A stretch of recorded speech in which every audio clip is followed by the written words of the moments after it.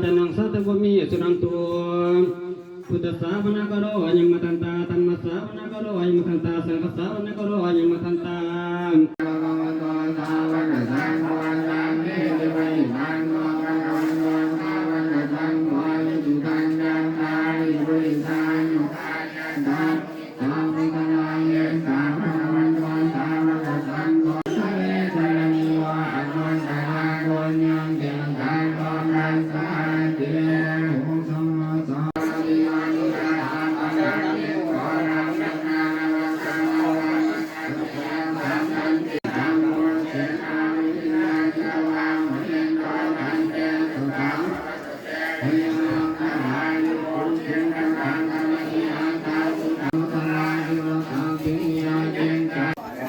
ส่วน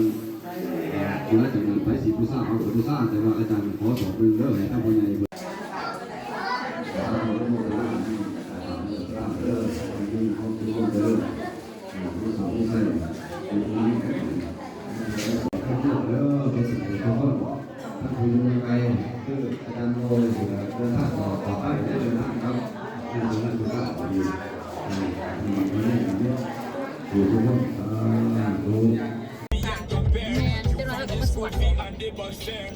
วส่วนออก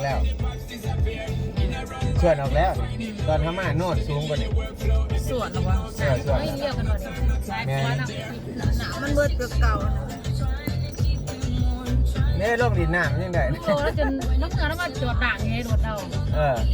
บ้ามันอันนี้เขาเห็ดอันนี้แหละมัน